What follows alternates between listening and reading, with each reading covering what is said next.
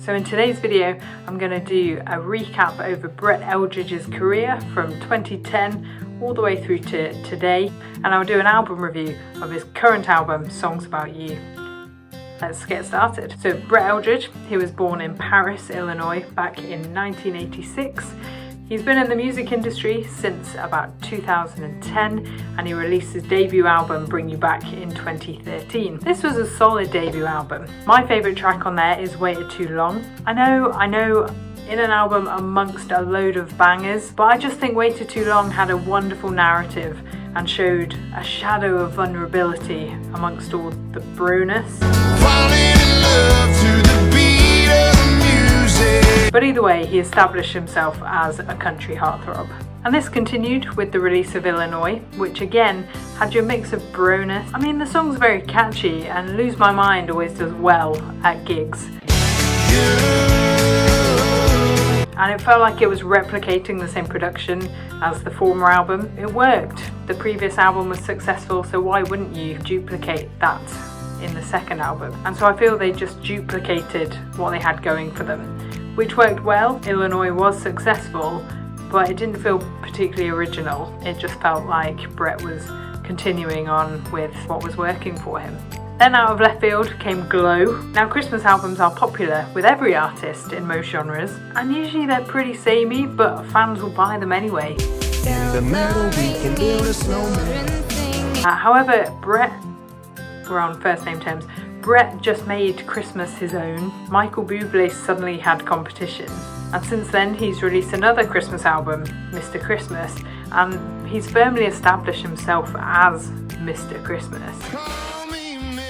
And at least in my house, Bublé is out and Brett is in. Sometime between Glow and his next self-titled album, I cottoned on to Brett Eldredge. I can't quite remember how I got involved in the Brett wagon. I think he came over to the UK, maybe I heard about it, maybe I heard something on Spotify. I'm not quite sure, but I had cottoned on to him. His songs were really catchy, and he literally has corkers on every album, which is really rare. Sometimes you might have one or two, but he would have 5 or 6 really popular songs on each album. I fell for that husky baritone and those blue eyes. Know what I'm saying? I mean, who can blame me? And a couple of years later, in 2018, while I was out working in Ohio, I hired a car, drove 3 hours, got a hotel in Cleveland, and then stood amongst a load of feisty American women. I hadn't quite realised that he had that influence, but while I was there, in person, his humour, his cheekiness, his relationship with his dog, I realised that he wasn't just an artist, he was an entertainer who loved to entertain. He was always on Instagram posting pictures, posting videos, so in 2019, it was very evident when he removed himself from social media. He got himself a generic phone without internet or apps, and he spent quality time embracing life and writing songs. And a year later, Sunday Drive was released, and wow, Brett had really outdone himself. He had managed to go back to his roots and blossomed in such a remarkable way. His time away had helped him to discover who he wanted to be as an artist. The stripped back instrumentals, the simple piano or solo acoustic guitar just demonstrated his newfound confidence in being vulnerable. He stripped everything back so we can all listen, appreciate and reflect with him in his songs. The album was so beautiful, and though it doesn't have any singles as popular as the ones from his first few albums, honestly I like him more as an artist and a man after this record. It was a big risk to move away from what made fans love him, but that album did become the one I listened to the most. This brings us up to his latest release, Songs About You. I heard 4 of his songs from his album from different places, so I was quietly confident that he was continuing his journey of self-reflection and confidence in himself and his new music. It seemed like Sunday Drive was Brett just dipping his toe in to see how receptive the world would be to his stripped down, refined, musical, soulful style. And yes, it was received very well. And then off the back of that newfound confidence, he's waded into the deep. He's rediscovered his roots and he's refined himself beautifully. Now for the album review. Oh my god! Okay, it's happening! Everybody stay calm! My first impression of the album, given the opening song, Can't Keep Up, was, did he just decide to keep the band from his Christmas album? Like, does he have them on retainer? Like the big horns, the sax, the jazz, the layers. It feels like he's gone from Nashville and headed down south and gone to New Orleans. And it works so well for the song. It really sounds like they had such an enjoyable time jamming at the end of the song. If you listen to it, you'll see they all just have a whale of a time. And I love listening to it. And after that jazzy start to the album, we have the title track, Songs About You. This album is more layered than his previous album, Sunday Drive, but it's still mellow and stripped back in comparison to a decade ago. I'm really appreciating the instruments on this album. He's managed to find the right balance, not overlayering or overproducing, which distracts from the lyrical content, but rather the instruments that he's used complement the lyrics. They enrich them. I Feel Fine is fine. I couldn't help but thinking about Josh Turner's Everything Is Fine throughout it. So perhaps I was a bit distracted by that. The musical arrangement is on point though. It's so smooth and soulful, and it flows really well throughout. Though the lyrics aren't particularly inspired, it certainly does showcase his vocal range very well. He's just so smooth, and thinking about it, it shares very similar elements to the godfather of soul, James Brown, and he seems to be inspired by a lot of these other soul artists. And it's really great to see those elements coming through and shining through in songs like this. Bringing us into the next song, What Else You Got? This is such a beautiful song. Brett is really showing his vulnerability here. The simplicity of the piano exposes his voice and the lyrics wonderfully, and it's reflective of the raw vulnerability of this relationship he's singing of, and trusting someone so abundantly. And I really love the harmony as well, as the blend is so striking and their voices are perfectly matched together. Again, it's not distracting, but the layering provides that added enrichment to the song. I really like it. Which brings us on to Hideaway. As I was listening through the album, this one was my favourite up to this point. And when I hear a simple guitar intro, you've won me over already. But then the lyrics provided such a narrative that I, for one, could picture the scene in my imagination so well. And that demonstrates a great songwriter when you make an image so specific that the person listening to it can imagine what you're singing about. And the melody on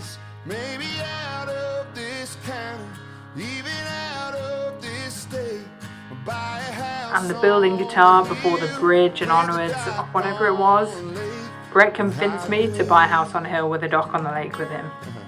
Brett, when are we leaving? And then after all these romantic, sultry songs, I was settling into this laid-back and soulful album and feeling Brett had opened his heart to the audience when Get Out of My House started. I'd convinced myself that the title wasn't going to be as impolite as it sounded. I convinced myself that there was going to be some sort of play on words and that somehow he'd go on to say, get out of my house and into my car, or let's go to the Hideaway, or something like that. But no, in fact we see the cons of vulnerability in a relationship. Vulnerability can expose you to heartbreak and being used in a relationship. So as brave as being vulnerable is, it's not always plain sailing. So in him saying, get out of my house, he means it. No twist, no turn. Just very black and white. You've ruined my life, get out. Then we move on to Home Sweet Love, which just made me think that this is sort of a singles anthem. It's okay to be single, it's not a bad thing. Your relationship just hasn't happened yet, that there's nothing wrong with you, it's just one of those things. One of the verses says, and I feel that Brett is sort of talking to himself in this as well, trust me, you ain't broken, you just needed the time, walking through the storms that were raging in your mind. I'm out here in the open, shouting out your name, living for the moment, will never be the same. It gives a very haven't met you yet vibe, that we're all waiting around until we find that person. For some, it's quick. For some, it takes time. So it's not quite an anthem of single ladies proportions, but it's still an encouraging one. Now, I particularly love Want That Back. I think we've all experienced something in life that we'd like to have back. For me, listening to this, it felt like Brett had written the song on behalf of me and probably on behalf of all of us. If you listen to that song with that thing in mind that you want back, for him, it's the simplicity of life he wants back. As I said before, Brett left social media for a while. He used an old phone, took Polaroid photos, went back to a marginally simpler time temporarily. I like to think that whilst Brett was writing this song, he challenged himself to get it back in one degree or another. And now it sort of inspires us to do the same. If you want something back like that, if it's achievable, do it. Or if the thing you want to have back is not achievable, then the song unites us, that everybody wants something back. And, that unity brings comfort to everybody. We're going back to sultry Brett in Wait Up For Me. Again, a really simple piano backing with a beautiful harmony on some lines thrown in. The more and more I go through this album, the more I'm appreciating his total vulnerability in his songwriting. This seems like I'm intruding on a very personal and private song between a couple, like I shouldn't really be listening to it. That's how exposing it is. But yet, that's how confident Brett is in allowing his audience in.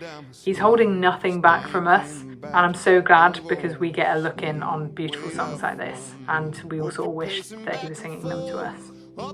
Where Do I Sign? It's such an enjoyable song. I love the staccato piano giving the song some driving rhythm throughout. I just can't get out of my head though that this sounds like The Reason from his other album. Every time it's about to go into the chorus and it breaks, I just keep thinking of the chorus of The Reason. It just seems to fit so well. Maybe it's just me, but I just want to mash up with these two songs. And I've mashed it up for you now. This is what goes on in my head every time I hear this song. But don't let that get in your way. Saying the reason I called you drunk is the penultimate track is Holy Water. According to Spotify, this is the second most popular track on the album, and I can understand the attraction of this song. It's a very sweet song comparing his love interest as this divine, angelic being.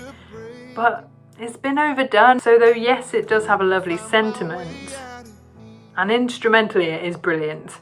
And who doesn't love a gospel choir accompaniment? I do. I'm just not wowed by it. Sorry, Brett. I was initially wowed a few years ago when Heaven was released by Kane Brown. I thought, oh, that's really sweet. That's a really sweet gesture. Loads have followed suit. Thomas Rhett, Florida Georgia Line, others. So it's just lost its originality. I'm so sorry, Brett. But I still love this album still. But this one wasn't for me. But it seems like it is for everyone else. So I'm happy that everyone else likes it. And finally, we come to the last song on the album. And we've truly saved the best until last, honestly. Where the Light Meets the Sea must be Brett's best song ever written and ever released.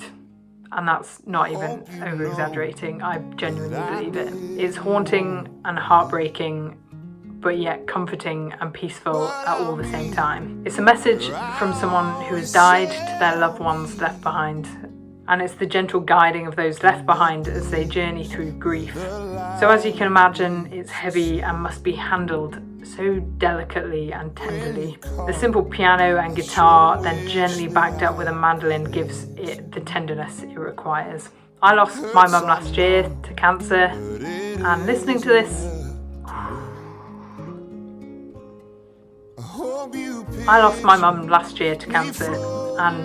this, it did make me cry. Imagining it was her message to me. The entirety of the song is so heartbreaking. I was trying to think of any particular part or lyric to highlight for you, but every word is so meaningful, every phrase is so meaningful. I'm not quite sure how Brett Eldredge and Jordan Reynolds so eloquently conveyed the emotions of grief and death and loss within one short song, but they did. And I'm thankful to them for writing it, and I'm thankful for everyone involved in this song for their part in making it such a helpful song for those going through grief. Your journey through grief requires lots of little things each day, and this song for me was the thing that helped me get through on that particular day I listened to it. So thank you.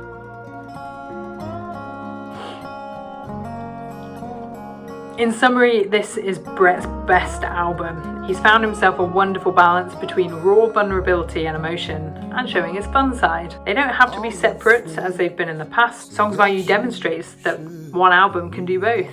I'm so glad that Brett has found that confidence he needed to start producing albums like this. For so long, though he's released banger after banger, they've been quite surfacey and rarely showing us more than that, rarely showing us any vulnerability or depth to his emotions. But this album highlights his maturity in life and his music. And therefore, I highly encourage everyone to listen to this album. It's a masterpiece.